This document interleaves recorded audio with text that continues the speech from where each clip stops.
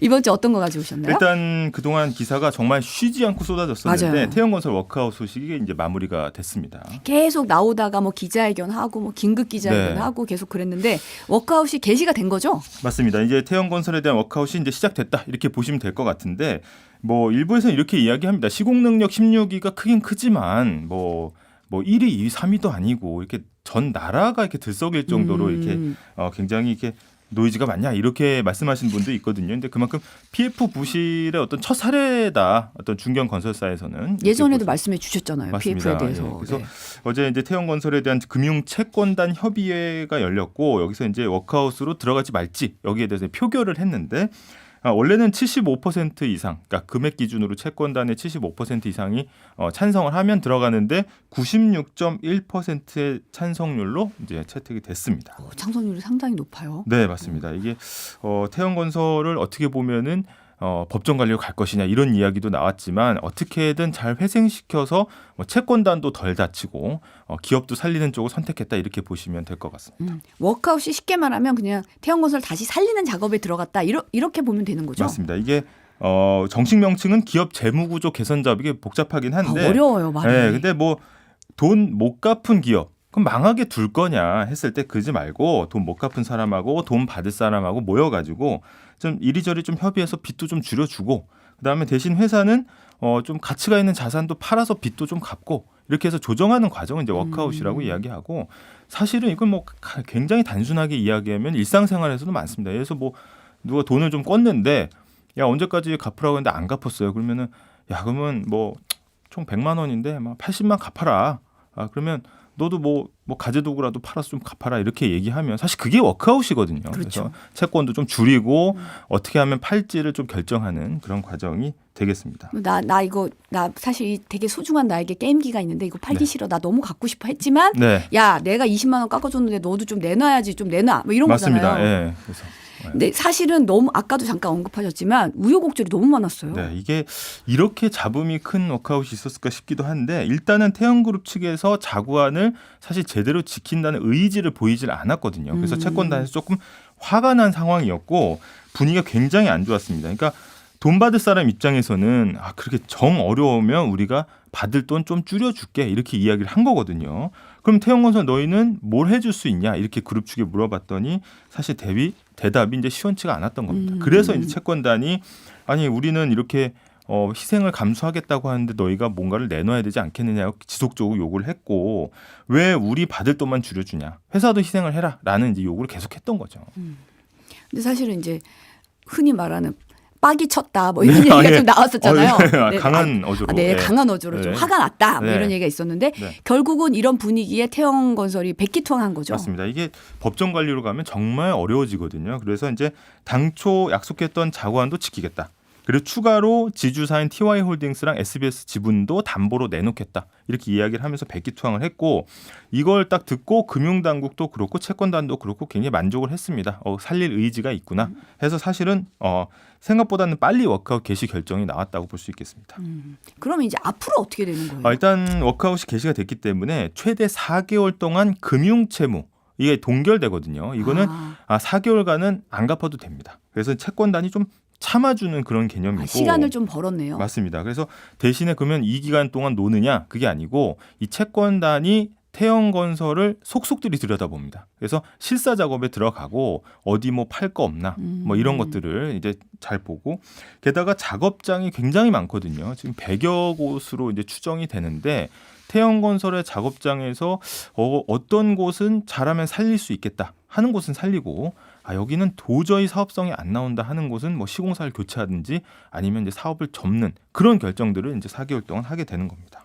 그러면 본격적으로 구조조정에 들어간다 이렇게 볼 수 있겠네요. 맞습니다. 제가 표를 하나 좀 가지고 나왔는데 네. 일단 3개월 동안 쭉 보면은 이제 4월 초가 되죠. 이때 회의를 한 번 더 합니다. 네. 그래서 이때 어떻게 구조조정을 할지에 대한 계획을 확정을 하고 한 달 뒤쯤에 이 계획을 우리 한번 잘 지켜보자라는 이제 MOU, 이제 약속을 이제 체결하게 되는 거거든요. 그러면서 이제 쭉 이제 워크아웃이 흘러가게 되는 겁니다. 근데 워낙 이게 변수는 좀 남아 있습니다. 왜냐하면 태형건설 사업장이 아까 100여 곳에 달한다고 했는데 이게 진행 상태가 다 달라요. 그래서 네. 워낙 다양하다 보니까 이 실사하는 과정에서 이거 뭐지 하는 게 있을 수 있거든요. 그래서 그렇죠. 우발 채무, 그러니까 빚이 더 발견될 수가 있습니다. 그러면 빚이 당초에 생각했던 것보다 더 많이 늘어날 수 있는 경우가 있기 때문에 아직 변수는 좀 남아있다 이렇게 볼 수 있습니다. 꽁쳐뒀던 게 이게 이거 있었어? 이렇게 되는 거군요. 이것도 갚아야 되는 거였어? 이렇게 할 수 있거든요. 그러면은 실사 경과를 좀 봐야 되네요. 맞습니다. 그래서 작업장 속도 아까 말씀드린 것처럼 조기 착공을 해서 빨리 수익화할 것이냐 아니면은 이건 도저히 태형건설이 맡을 수 없는 사업이다. 시공사 교체하자. 할 것이냐 아니면은 이 사업 접자 할 것이냐를 사실 사업장마다 실사를 해서 결정을 해야 되거든요. 이게 굉장히 지난한 작업이 될 수가 있고 만약에 이것도 굉장히 중요한 부분인데 네. 태형그룹에서 당초에 지키기로 했던 약속을 안 지키면 채권단 입장에서는 이거는 신뢰가 깨졌다고 보고 워크아웃을 중간에 중단시킬 수가 있습니다. 약속했던 대로 뭘 좀 내놓고 좀 하겠다 이랬는데 또 그랬나? 뭐 이런 네, 식으로 그렇죠. 나오면 그러니까 근데 어쨌든 이런 식으로 워크아웃이 개시가 되면 좀 다시 살아날 가능성 높은 거 아니에요? 맞습니다. 이게 대부분 법정 관리와 워크아웃은 이제 비교하시는데 워크아웃이 훨씬 좀 회생 가능성이 높습니다. 법정 관리보다는. 그래서 워크아웃으로 굉장히 금융 당국이나 이제 통화 당국도 이제 몰아가려고 했던 거고. 하지만 졸업은 딱 정해진 건 아니거든요. 그래서 이게 졸업하는 데까지 걸리는 시간이 다 다른데 현대건설은 한 4년 걸렸고 4년. 쌍용건설은 6년, 그다음에 대우건설은 결국은 이걸 매듭짓지 못해서 금호아시아나를 거쳐서 중흥그룹에 인수가 됐습니다.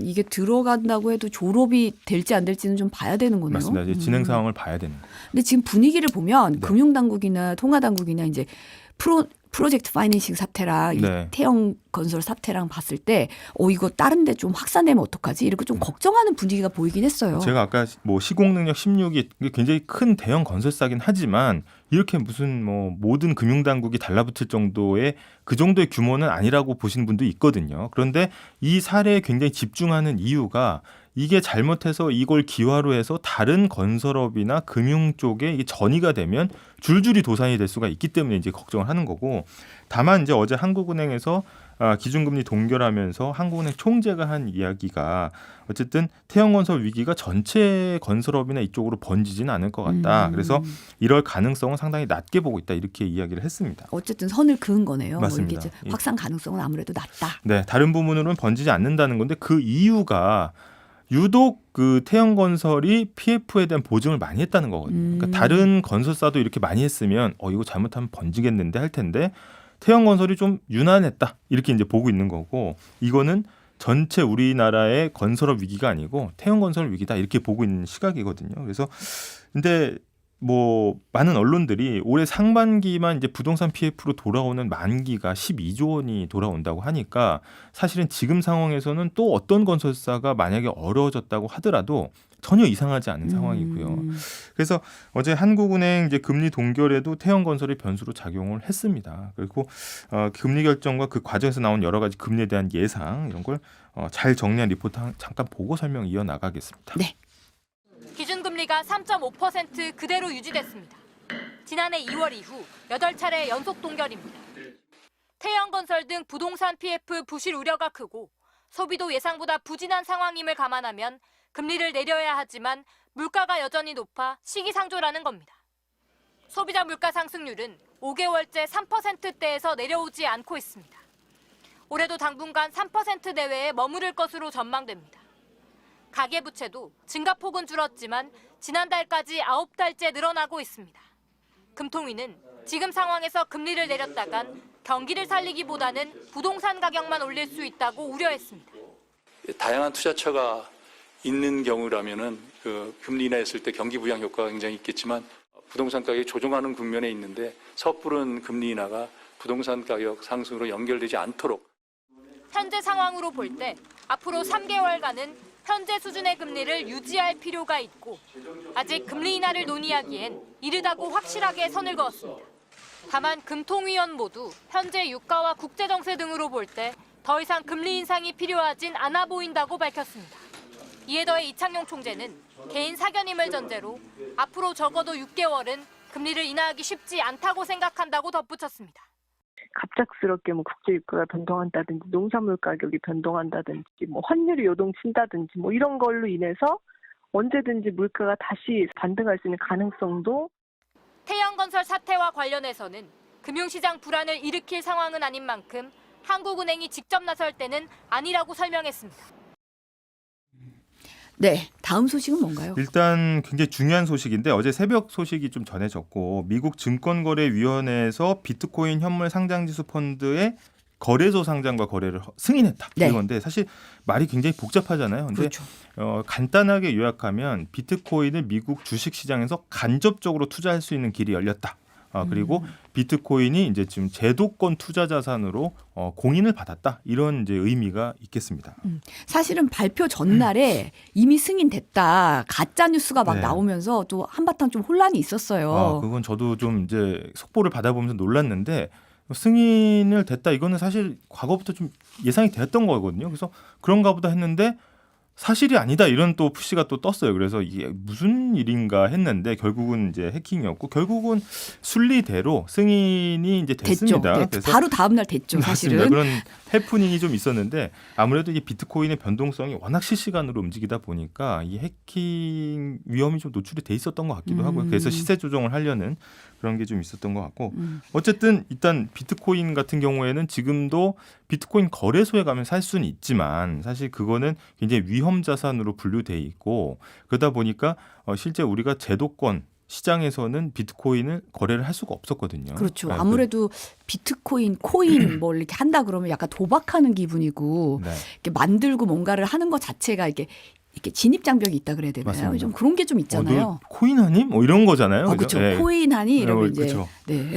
근데 일단은 ETF라는 간접 상품으로 미국 주식시장에서 거래가 가능하다는 거고 사실 ETF에 대한 설명을 조금 드리면 요거는 이제 큰 바구니 하나 생각하시면 되고요. 거기에 네. 여러 가지 종류의 주식을 담은 다음에 섞습니다.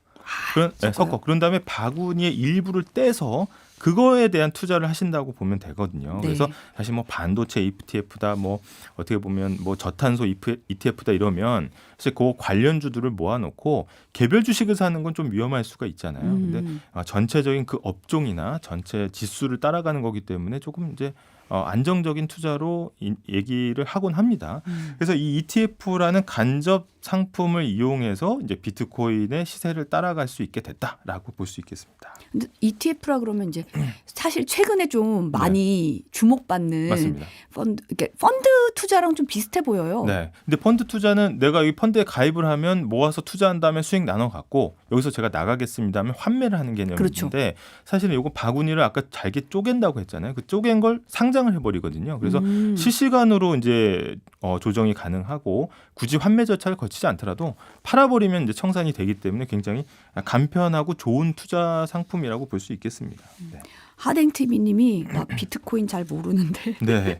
하셨는데 네. 또 사실 코인도 어려운데 ETF는 또 뭐야 이럴 네. 것 같고 네. 근데 비트코인 ETF가 이제 제도권으로 들어왔다고 했는데 어떤 의미가 있는지 좀 정리를 해주시면. 네, 이게 제도권이 이제 비트코인 같은 경우에는 대부분 이제 큰 손들이 있습니다. 주식시장의 큰 손들은 이 고객 돈을 받아서 소위 또 이런 얘기하면 될지 몰빵하면 안 되지 않습니까? 좀 굴려야죠. 이렇게 네. 나눠서. 잘 굴려야 되고 분산 투자를 해야 됩니다. 투자 격언 중에 뭐 계란을 한 바구니에 담지 말라 이런 것도 있지만 그래서 포트폴리오를 구성합니다. 뭐 요것 조금 저것 조금 금도 좀 넣었다가 원유도 넣고 그래서 이런 포트폴리오를 구성하는데 그 포트폴리오의 편입만 되더라도 그 자산이 굉장히 크게 인정을 받거든요. 그런데 여기에 그러면은 비트코인 등 이런 가상 자산이 편입이 될 수 있느냐 했을 때 굉장히 편입이 어려웠던 겁니다. 왜냐?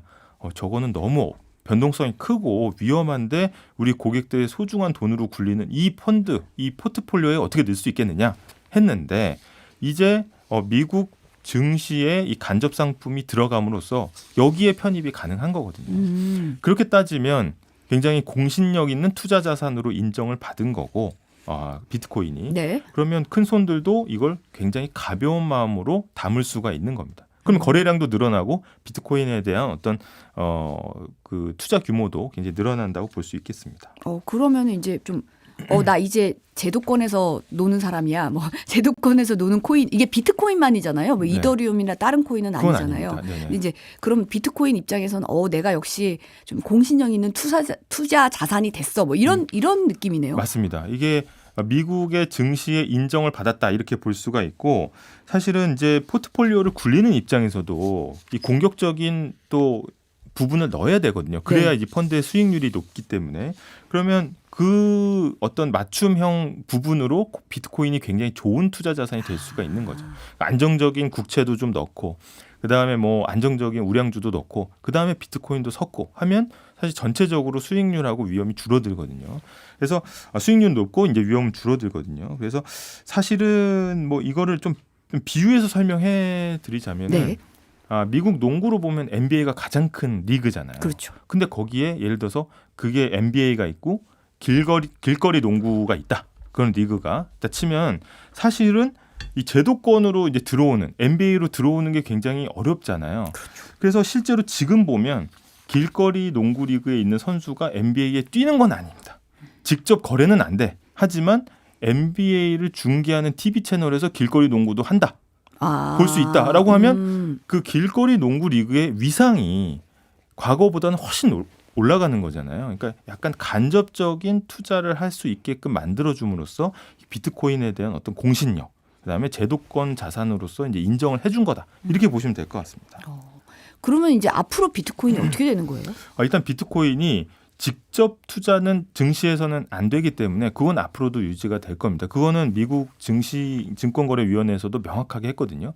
간접 상품은 괜찮은데 직접 증시에는 안 돼. 이렇게는 확실히 얘기를 했습니다. 다만 만약에 ETF를 구성해서 굴리려고 하면 비트코인을 직접 운용사들이 사서 굴려야 됩니다. 그러면 비트코인 현물에 대해서 실제 비트코인에 대해서 투자가 굉장히 늘어날 수가 있겠죠. 그래서 지금 추정하기로는 거의 뭐 130조 원의 추가 자금이 더 유입될 수도 있다 이렇게 이야기를 하고 이제 뭐 첫 거래일 이렇게 상장 그 펀드가 허용되고 처음 거래를 했는데 미국에서 하루 만에 6조 원 거래가 일어났습니다. 그러니까 굉장히 여기에 대한 기대도 크고 그러네요. 앞으로 시장이 커질 거라는 전망이 있지만 사실은 비트코인 ETF는 조심하셔야 될 게 하나 있습니다. 뭐냐 하면 이 비트코인은 여러 개 다른 코인하고 섞은 게 아니잖아요. 그렇죠. 비트코인은 기초자산으로서 ETF를 만들었기 때문에 비트코인의 변동성을 그대로 따라갑니다. 그러니까 ETF면 좀 섞어서 좀 안정적이고 뭐 이런 상품 아니야 하실 수 있지만 비트코인 현물 ETF 같은 경우에는 변동성을 그대로 따라가는 거기 때문에 안전한 자산이 됐다는 얘기는 절대 아니거든요. 네. 비트코인 자체가 워낙 변동성이 큰 게 사실은 네. 위험하다고 생각을 하잖아요. 사실 네네네. 언제 떨어질지 모르고 언제 또 치솟을지 모르니까. 네. 근데 결과적으로는 변동성이 좀 줄어드는 건 아니네요. 그건 아닙니다. 왜냐하면 오히려 아까 130조가 유입될 수도 있다고 이런 말씀 드렸는데 오히려 큰 자금들이 유입되면 더 변동성이 커질 수도 있는 거거든요. 큰 손이 한꺼번에 뺀다든지 이러면. 그래서 이 변동성은 그대로 가져가는 거기 때문에 개인 투자자 입장에서 이제 비트코인이 공신력 있는 시대가 왔다 해서 비트코인을 직접 투자한다든지 이런 걸 늘리는 게 굉장히 신중해야 될 필요가 있다는 겁니다. 그러면 섣불리 투자하는 거 좀 위험할 수 있겠군요. 네, 이게 좀 위험하고 특히 이제 국내 투자자들은 그럼 나도 할 수 있느냐 이렇게 생각하실 수 있는데 일단은 국내에서는 당장 투자는 어렵습니다. 제도가 많이 바뀌어야 되는 거고요. 그래서 이 부분을 좀 잘 정리한 리포트가 있어서 한번 가져와 봤습니다. 네. 미국의 비트코인 ETF 상장 소식에 국내 가상자산 시장은 크게 요동쳤습니다. 오전 한때 1비트코인당 거래 금액이 전날 대비 약 4% 올라 6,400만 원 넘게 치솟았습니다. 2021년 12월 이후 처음입니다. 또 다른 가상화폐 이더리움도 한때 1이더리움에 360만 원을 호가하며 11%나 올랐습니다. 국내 자본시장도 환영하는 분위기였지만 금융위원회는 오후 늦게 국내에서는 미국 시장에 상장된 11개 ETF 모두 상장은 물론 거래도 할 수 없다고 밝혔습니다. 국내 자본시장법은 ETF가 주가지수나 채권지수 같은 기초 자산의 변화에 연동해 운영하도록 하고 있습니다. 하지만 현재까지는 비트코인을 합법적인 기초자산으로 볼 근거가 없기 때문에 법적으로 거래가 불가능하다는 겁니다. ETF의 기초자산으로 될 수 있는 상품이 정해져 있다 보니까요. 비트코인만 또 허용해주기는 쉽지가 않은 상황이거든요. 금융감독원 역시 자본시장법에서 가상자산은 기초자산 범주에 아예 들어오지 않고 법적 성격도 정해지지 않아 취급될 수 있는 상품이 아니라고 말했습니다. 금융당국은 또 국내 증권사들이 미국의 비트코인 ETF를 중개하는 것도 허용하지 않기로 했다고 밝혔습니다. 다만 개인들의 코인 거래를 막을 수 없듯이 휴대전화 앱 등을 통해 해외 계좌를 만들고 상장된 비트코인 ETF를 거래하는 것은 제재 수단이 없다고 밝혔습니다. 어떻게 보면 서학 네. 개미들이 직접 투자하는 것까지 막을 수는 없겠지만 네. 국내에서 뭔가 취급하지는 않을 거다. 뭐 이런 맞습니다. 의미겠네요. 네, 아직까지는 제도적으로 좀 바뀌어야 되는 지점이 있는 거고 이 이제 비트코인을 그러면 기초 자산으로 인정하느냐? 이거는 비트코인이 실제 가치가 있느냐, 내재 가치가 있느냐 하는 또 철학적인 문제하고 또 이제 맞닿아 있거든요. 그래서 네. 이 부분이 정리가 돼야 사실 그 다음에 거래가 가능할 것 같습니다. 마중물님이 코인은 관심 없고 비트 좀 심어볼까 하시는데요. 네. 네. 다음 소식은 뭔가요? 일단 어제 당정, 그러니까 여당과 정부 간 회의가 있었는데 여기서 나온 내용과 관련된 거고요. 우리가 금융기관에서 돈을 빌린 다음에 제때 안 갚으면 연체가 되잖아요. 그렇죠. 연체료도 내야 되고. 근데 그러면은 사실 연체해서 갚으면 문제 없는 거 아니야 이렇게 생각하실 수가 있는데 연체 기록이 남습니다. 쌓이죠. 그 기록이. 네, 그게 쌓입니다. 그래서 금융사들이 이 기록들을 보관을 하는데 이 상황에 따라서 길게는 5년까지도 연체 정보가 기록이 되거든요. 아, 그래요? 그래서 이 연체 기록이 심한 경우에는 이 새로운 대출이 아예 나오질 않거나 신용카드 같은 거 만들 때 굉장히 불이익이 클 수가 있습니다. 네. 그러면 신용 점수가 좋지가 않아지니까 네. 다 막히잖아요, 사실은. 맞습니다. 예, 그 신용 등급에 뭐 영향을 주고 하면 사실 불이익을 받을 수가 있는데 그러니까 어제 나온 얘기는 뭐냐면 이제 서민과 소상공인 그다음에 자영업자 연체 기록을 삭제하겠다. 그러면 연체 기록이 없어지면서 신용이 회복되는 효과가 좀 생길 수 있다는 겁니다. 근데 이제 신용 기록 다 없애지는 못할 테니까 네. 좀 선택을 해야 될 텐데 그렇죠. 뭐 기준이 있나요? 일단 기준이 구체적으로 보면 기간은 2021년 9월부터 2024년 1월까지 그리고 금액은 2천만 원 이하를 빌린 사람 가운데 이 빚을 5월 말까지 다 갚으면 과거의 연체 기록을 없애주겠다 이거거든요. 그래서 금융권하고 이제 협의를 해봤는데 이렇게 이 기간에 이 금액 들어오는 사람이 거의 한 290만 명까지도 최대에서 달할 수 있다 이렇게 예상하고 있습니다. 290만 명. 그럼 사실 연체 기록 때문에 네. 어려움을 좀 겪었던 분들한테는 숨통이 좀 트이는 효과가 있겠네요. 맞습니다. 이게 표면적인 이유는 코로나를 이제 거치면서 그때 좀 빚이 많이 쌓였던 자영업자분들. 근데 네. 코로나가 끝났음에도 불구하고 이 연체 기록 때문에 어떤 새로운 금융 거래를 할 수 없는 분들을 좀 더 이 짐을 덜어주자 이런 거거든요. 그래서 좀 구제를 해야겠다. 맞습니다. 그래서 그러면 5월 말까지는 빚을 갚아라. 그러면 신용이 회복되고 다른 금융 서비스 이용할 수 있게 해주겠다라는 게 이제 일단 취지고요. 만약에 정부가 이렇게 연체 기록을 삭제를 하면 금융 취약계층이라고 불리는 쪽에서는 신용카드도 다시 이제 만들 수 있게 되고 그다음에 대환대출 그러니까 좀 더 낮은 이자로 갈아타는 게 신용도가 낮으면 연체 기록이 있으면 잘 안 됐거든요. 그렇죠. 근데 이것도 갈아탈 수 있을 것으로 보입니다. 사실 이런 분들이 제일 필요한 게 좀 대출 이자가 좀 낮아져야 되는데 오히려 더 높은 데 가서 더 맞습니다. 손을 벌려야 되니까 문제가 더 발생한다 이런 네네. 지적이 있었는데 네. 그런 면에서 보이는 효과네요. 맞습니다. 근데 이번 신용 대사면이 처음은 아니죠? 처음은 아니고 역대 네 번째고 네 번째. 네, 이 김대중 정부 시절인 1999년, 박근혜 정부 시절인 2013년, 그리고 문재인 정부 2021년에 이어서 이번에 네 번째입니다. 그래서 가장 최근에 했던 2021년 때 기록을 보면 그때 230만 명이 혜택을 받거든요. 네. 굉장히 많았고 그다음에 개인 기준으로 평균 24점의 신용 점수가 오르는 효과가 있었습니다. 네. 평균 24점이면 좀 효과가 있는 거네요. 네, 평균이 24점이니까 당시 기록을 보면은 이제 신용 점수가 100점 이상 오른 분도 한 11만 명 정도 됐거든요. 100점이요? 네, 그러니까 등급 자체가 한 두세 등급이 올라갈 수가 있는 거고 신용 회복에는 굉장히 큰 효과가 있다. 그리고 어떻게 보면 연체 기록에 매여서 새로운 이제 거래를 못 트는 분들은 굉장히 숨통이 좀 트일 수가 있습니다. 근데 이게 어제 이제 신용 대사면 얘기가 나오면서 약간 부정적인 의견도 같이 나오고 있거든요. 오메프라졸님이 연체 없이 성실한 사람만 바보 아니냐라고 지적을 하셨어요. 바로 그 지점입니다. 요 얘기죠. 예, 네. 왜냐하면 사정이 어려워도 성실하게 꼬박꼬박 갚아 나간 분들은 오히려 이런 제도면 역차별 당하는 거 아니냐 그렇죠. 이런 이야기 네. 있고 그다음에 한번 이렇게 기대가 형성이 되면 뭐 좀 연체돼도 나중에 지워주겠지 하는 약간 그런 기대가 생길 수가 있거든요. 그래서 물론 금융당국은 이게 그냥 다 해주는 게 아니라 5월까지 돈을 갚은 사람들을 지워주는 것이기 때문에 도덕적 해이는 이제 문제가 없다 이렇게 입장을 유지하고 있습니다. 금융사들은 어때요? 금융사들은 일단 금융당국이 발표했으니까 뭐라고 하진 못하죠 말을. 근데 일단 좀 금융사 입장에서는 이제 드러내놓고 얘기는 못하지만 이 연체자 파악이라는 거 그리고 연체 기록이라는 게 신용도를 산정하는데 굉장히 중요한 자료가 되거든요. 그런데 이걸 다 없애보면 우리가 그걸 다시 파악하는데 굉장히 리스크가 있을 수가 있다라는 거고, 그 다음에 어떻게 보면 결국 이제 신용 사면이 없었을 때보다는 대출을 더 받겠죠. 그러면 그러네요. 대출 규모가 늘어나고 지금 가뜩이나 약간 대출 규모를 통제하는 입장에서는 이게 과연 맞는 정책이냐 이런 이야기가 있고, 또 근본적인 이야기이긴 하지만 대출에 의존하지 않도록 근본적인 해결해야지 대출 연체를 대출을 더해줌으로써 해결하는 거는 좀 앞뒤가 안 맞는 정책 아니냐라는 얘기도 있습니다. 그리고 이제 가장 좀 큰 이야기는 뭐냐면 총선이 얼마 안 남았는데 정부 여당이 앉아가지고 이 신용 대사면을 하는 거는 어떻게 보면 시점이 미묘하다. 총선용 포퓰리즘 정책 아니냐 이런 비판이 주를 이루고 있습니다. 네, 더운 밤님도 네. 선거용 정책이라고 비판을 또 하셨네요. 네. 네. 오늘 여기까지 듣겠습니다. 네. 빠삭한 경제 MBC 양효걸 기자였습니다. 감사합니다. 감사합니다.